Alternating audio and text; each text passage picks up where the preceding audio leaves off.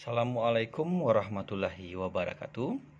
Pada pertemuan kali ini, kita akan membahas tentang teori utama sosiologi.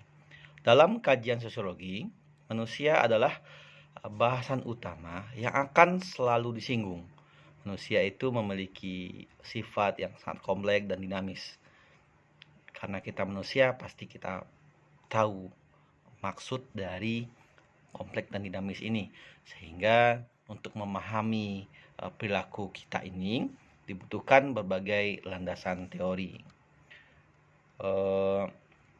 Terdapat sebenarnya beberapa teori yang ada dalam dunia sosiologi, namun pada kali ini kita membahas hanya 3 teori yang menurut referensi yang saya baca dan saya pelajari, itu ada 3 teori utama sosiologi yang dapat dijadikan perspektif dalam memandang berbagai kajian atau kejadian sosial. Yaitu teori ini dinilai cukup berpengaruh dalam berbagai kajian sosiologi. Teori itu adalah fungsional, struktural, teori konflik, dan teori interaksi simbolik. Sekalipun sebenarnya banyak teori-teori baru yang muncul untuk menyesuaikan terhadap perkembangan dinamika sosial, namun 3 teori ini diyakini menjadi landasan utama dalam perkembangan teori yang ada. Sebelum masuk ke masing-masing teorinya, perlu dipahami bahwa perspektif sosiologi ini ada 2 aliran besar yang ada untuk mengukur permasalahan terjadi ini. Yang pertama adalah perspektif makro.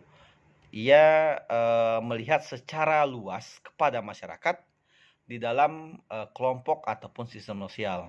Sedangkan perspektif mikro ini lebih menekankan pada relasi antar individunya. Baik, kita masuk teori struktural fungsional. Asumsi dasar dari teori struktural ini terletak pada keteraturan dalam masyarakat. Teori ini memandang bahwa masyarakat ini bersifat statis dan berada pada perubahan yang seimbang, di mana setiap elemen dari masyarakat ini memiliki peran untuk menjaga stabilitas tersebut. Sebagaimana perspektif makro, teori ini mengulas perilaku manusia dalam konteks organisasi masyarakat dan bagaimana perilaku tersebut berpengaruh terhadap keseimbangan organisasi. Asumsi utamanya adalah anggapan bahwa masyarakat merupakan organisme biologis yang saling mengalami ketergantungan sebagai konsekuensi agar organisme tersebut dapat terus bertahan hidup. Melalui pendekatan struktural fungsional ini, para sosiolog berharap dapat mencapai keteraturan sosial di dalam masyarakat. Ada beberapa ahli dunia yang menjadi rujukan dalam mempelajari teori struktural ini. Yang pertama adalah Emil Durkheim. Durkheim ini berpendapat bahwa masyarakat merupakan suatu kesatuan berupa sistem yang di dalamnya terdapat bagian-bagian yang dibedakan. Keseimbangan sistem dapat tercipta dan terjaga ketika setiap bagian dari sistem tersebut menjalankan fungsinya masing-masing. Tiap bagian itu saling terhubung dan saling ketergantungan antara satu sama lain. Sehingga jika satu saja tidak berfungsi, maka akan terjadi keadaan yang bersifat patologis, keseimbangan terganggu. Contoh sederhananya, saat kita melakukan usaha, ada suatu peran dari misalnya listrik. Saat listrik ini mati atau orang yang seharusnya bertanggung jawab terhadap listrik ini tidak menjalankan perannya dengan baik, maka itu akan terganggu keseimbangannya. Yang kedua, Bapak Talcott Parsons, di mana terdapat teori ini, Bapak ini menyatakan bahwa ada 4 komponen penting dalam teori struktural, yaitu pertama adalah adaptasi. Jadi masyarakat itu selalu mengalami perubahan sehingga dapat menyesuaikan diri dengan perubahan-perubahan yang terjadi. Yang kedua adalah pencapaian tujuan. Sistem sosial ataupun masyarakat akan senantiasa terdapat tujuan yang hendak dicapai. Ada keinginan mereka.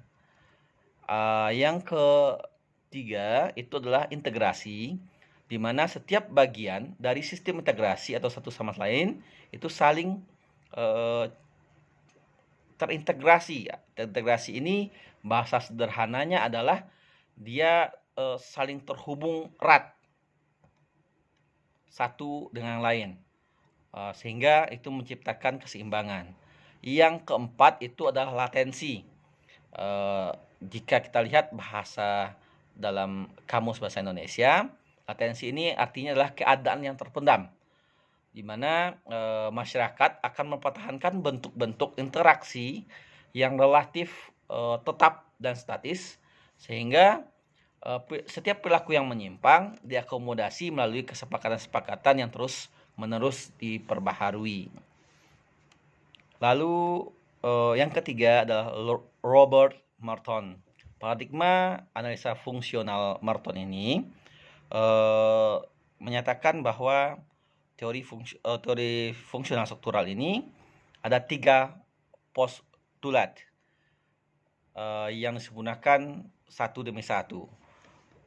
Pertama adalah postulat kesatuan fungsional masyarakat, yang menunjukkan bahwa kesatuan fungsional masyarakat memiliki bagian-bagian yang saling bekerjasama pada tingkat konsistensi internal yang memadai, tanpa menghasilkan konflik yang berkepanjangan atau tidak teratasi. Postulat kedua adalah postulat fungsionalisme universal, beranggapan bahwa seluruh bentuk sosial dan kebudayaan yang telah baku memiliki fungsi-fungsinya sendiri yang positif, yang pada akhirnya dapat menetapkan keseimbangan dalam sistem sosial. Postulat ketiga melengkapi 3 full mass. Postulat fungsionalisme berupa postulat indispensability, yaitu dalam setiap tipe peradaban, setiap kebiasaan, ide, objek material, dan kepercayaan seluruhnya memiliki beberapa fungsi serta tugas penting yang harus dijalankan, sehingga tidak dapat dipisahkan dalam sistem secara keseluruhan. Sederhananya, postulat ini menyatakan seluruh aspek masyarakat tidak hanya memiliki fungsi positif saja, melainkan merepresentasikan bagian-bagian yang tidak terpisahkan dari keseluruhan. Postulat ini mengarah pada gagasan bahwa seluruh struktur dan fungsi secara fungsional pada dasarnya diperlukan oleh masyarakat. Kita lanjut teori kedua, yaitu teori konflik. Teori konflik mulai diperkenalkan pada 1960. Kalau yang paling terkenal itu adalah Karl Marx dan Max Weber.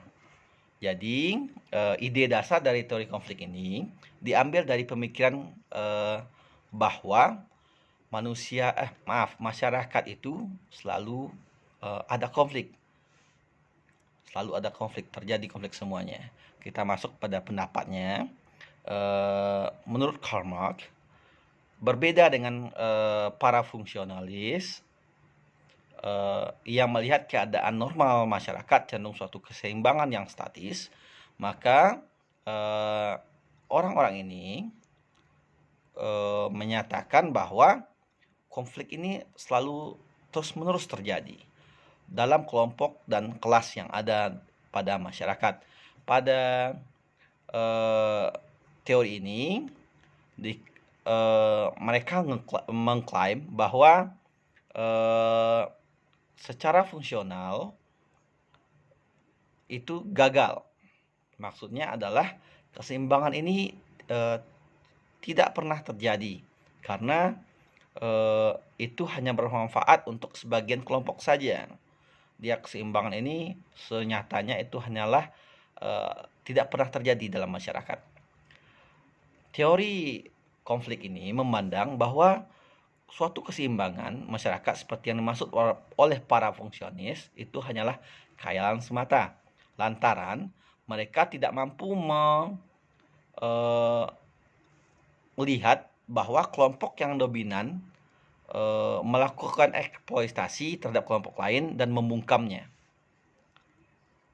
Ini saya pribadi cenderung suka terhadap teori ini.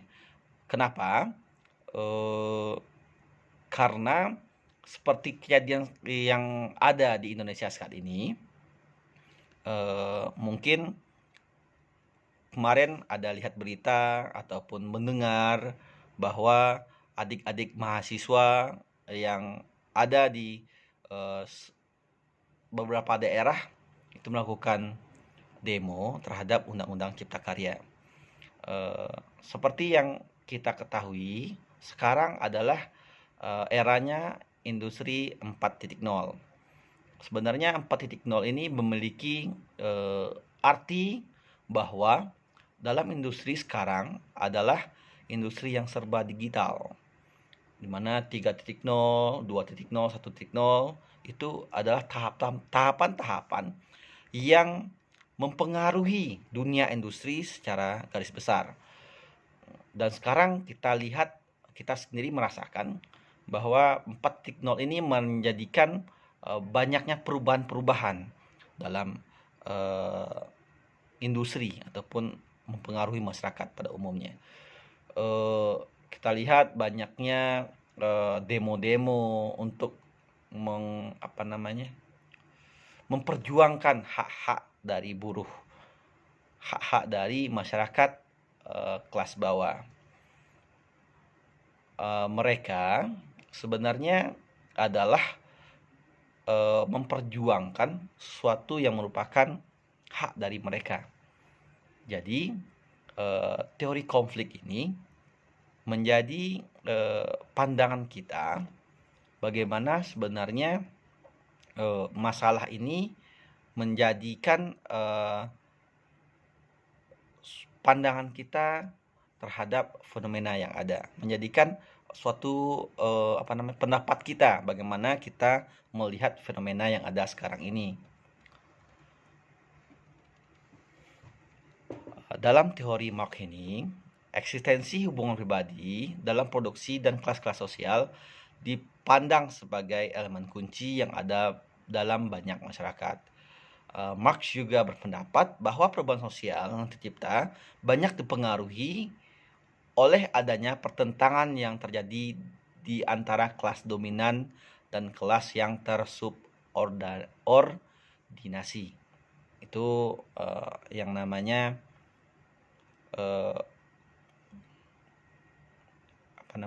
yang terjadi saat ini antara golongan kapitalis dan golongan buruh.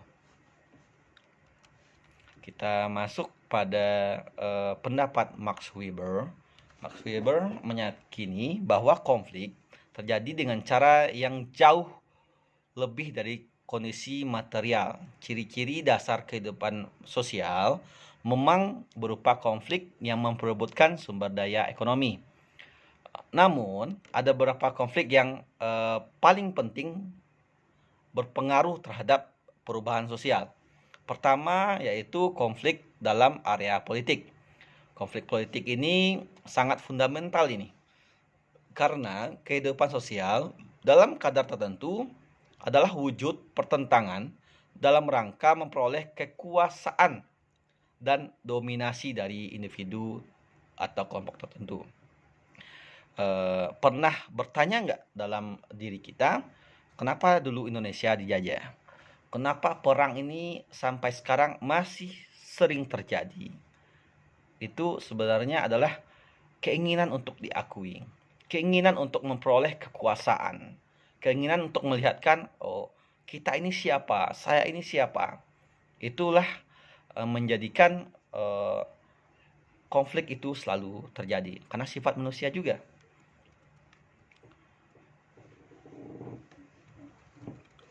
Teori konflik menurut Dan Randolph ini pendapat dari ahli yang ketiga. Dalam teori konflik, kita dapat menguji konflik kepentingan dan konflik penggunaan kekerasan dalam masyarakat. Sedangkan pada Randolph ini menambah satu lagi, ada teori konsensus, di mana dia bisa menguji nilai integrasi yang terjadi dalam masyarakat. Beliau beranggapan bahwa masyarakat tidak akan ada tanpa adanya konsensus dan konflik. Karena penyatuan masyarakat terjadi karena adanya ketidakbebasan yang dipaksakan. Hal ini sekaligus mencerminkan bahwa pada posisi tertentu dalam masyarakat terdapat otoritas terhadap posisi yang lain yang mendelegasikan kekuasaan. Jadi kalau bahasanya agak sulit dimengerti, sebenarnya beliau ini menambahkan konsensus di dalamnya. Selain ada konflik-konflik yang terjadi, beliau menambahkan konsensus yang berkaitan dengan integrasi. Seperti itu sederhananya. Oke, kita masuk yang ketiga tentang teori interaksi simbolik. Teori interaksi simbolik ini perlu dipahami untuk mencapai pemahaman terhadap fenomena sosial yang ada. Gagasan utama perspektif ini mengacu pada kenyataan sosial yang muncul melalui proses interaksi dan berkaitan erat dengan kemampuan manusia untuk menciptakan serta memanipulasi simbol-simbol. Pendekatan yang digunakan dalam interaksi simbolik ini cenderung memusatkan perhatiannya pada perundingan terbuka mengenai definisi situasi dan arti-arti secara bersama-sama. Ada beberapa tokoh dalam sosiologi modern terhadap teori interaksional simbolik ini, namun yang paling terkenal adalah Mead. Beliau adalah tokoh yang dikenal sebagai perintis teori ini. Dalam teori ini Mead mengandang bahwa perbuatan sebagai unit paling inti dalam teori. Mead melakukan analisis perbuatan dengan memusatkan perhatiannya pada stimulus dan respon. Inti utama dari interaksi simbolik adalah berfokus pada mempelajari sifat interaksi yang merupakan kegiatan sosial dinamis manusia. Perspektif ini memandang bahwa individu pada dasarnya bersifat aktif, reflektif, reaktif, dan menampilkan perilaku yang rumit dan juga sulit untuk diramalkan. Setuju dengan hal ini? Saya sendiri sebenarnya setuju. Karena ini teori interaksi simbolik ini melihat pada individunya, dia berfokus pada individunya. Jadi sederhananya, perspektif interaksi simbolik menolak gagasan yang menyebut bahwa individu adalah organisme yang pasif dengan perilaku yang ditentukan oleh kekuatan-kekuatan atau struktur yang ada di luar dirinya. Individu adalah makhluk yang bersifat dinamis dan terus berubah karena individu adalah pembentuk utama dalam masyarakat. Maka artinya masyarakat pun berubah. Jika kita berubah, mahasiswa itu berubah, tentu mau nggak mau itu masyarakat golongan mahasiswa rata-rata ikut berubah semua. Jadi kesimpulannya, interaksi ini menganggap bahwa interaksi merupakan variabel penting dalam menentukan perilaku manusia, bukannya pada struktur masyarakat. Struktur masyarakat sendiri dapat tercipta dan berubah karena dipengaruhi oleh interaksi manusia itu sendiri. Itu saja beberapa teori yang kita bahas pada kali ini. Namun sederhananya disimpulkan seperti ini. Teori konflik itu menyatakan kalau manusia itu atau masyarakat itu selalu mengalami konflik untuk mencapai suatu keteraturan, suatu hal yang baru. Sedangkan teori struktural, fungsional struktural itu menyatakan bahwa masyarakat itu bersifat statis, dia memiliki perannya masing-masing. Perannya untuk menjaga keseimbangan yang ada dalam masyarakat. Sedangkan interaksi simbolik itu menyatakan bahwa nggak bisa masyarakat. Ini kita harus melihat pada individunya, karena individunya lah yang menentukan struktur itu bagaimana. Jadi pendapat ini tidak ada satupun yang salah. Walaupun kita bisa banyak bacanya di Google. Ini kekurangannya apa, simbolik kurangnya apa, konflik kurangnya apa, dan apalagi ya, struktural fungsional kurangnya apa. Semuanya memiliki kekurangan, namun memiliki kelebihannya juga. Tergantung kita itu pahamnya di mana. Seperti yang saya bilang tadi, saya lebih cenderung suka memakai teori konflik. Karena menurut saya secara pribadi, manusia itu sifatnya dinamis. Itu untuk mencapai suatu keadaan yang baru dibutuhkan suatu masalah, dibutuhkan suatu tantangan intinya. Tantangan agar mencapai suatu kemajuan dalam kehidupan kita. Sekian saja.